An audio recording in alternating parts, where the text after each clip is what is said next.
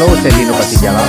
Banyak yang menanyakan pandangan saya apakah Indonesia perlu menyumbang 17 triliun untuk World of Peace. Dalam video ini saya ingin mengajak pemerintah dan masyarakat untuk berpikir rasional dan jernih. Dan di ujung saya akan memberikan saran mengenai posisi yang sebenarnya dan apa. Pertama, yang paling penting digarisbawahi adalah skalanya. Untuk diplomasi Indonesia, 17 triliun itu adalah angka yang sangat fantastis.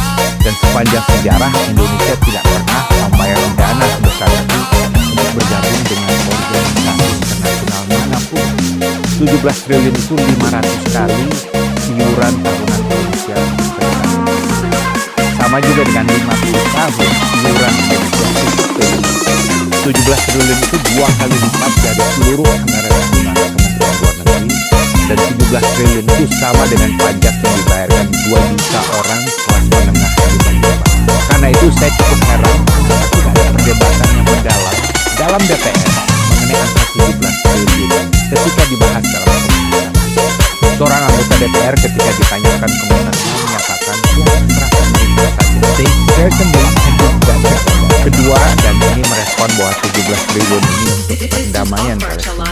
Perlu kita catat bahwa tidak pernah ada satupun permintaan dari Presiden Otoritas Palestina, dari Hamas atau dari Dubes Palestina di Indonesia kepada Indonesia untuk membayar 17 triliun untuk Palestina. Tidak pernah ada.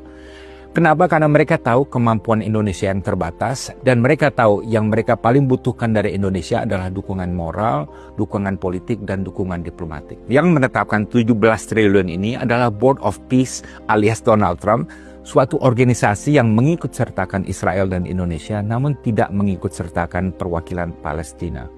Uang 17 triliun ini tentunya akan dikontrol oleh Donald Trump sebagai ketua Board of Peace dan tidak dikontrol oleh Palestina, walaupun dimaksudkan untuk Palestina. Ketiga, dalam masalah sumbang-menyumbang, Indonesia itu bukan Amerika, bukan Arab Saudi, Qatar, atau Emirates yang punya sumber dana yang luar biasa. Qatar sendiri bisa menyelenggarakan Piala Dunia Sepak Bola yang konon bernilai 170 triliun rupiah. Dibanding negara-negara petrodolar yang kaya ini, kondisi ekonomi Indonesia masih diwarnai dengan rasa was-was.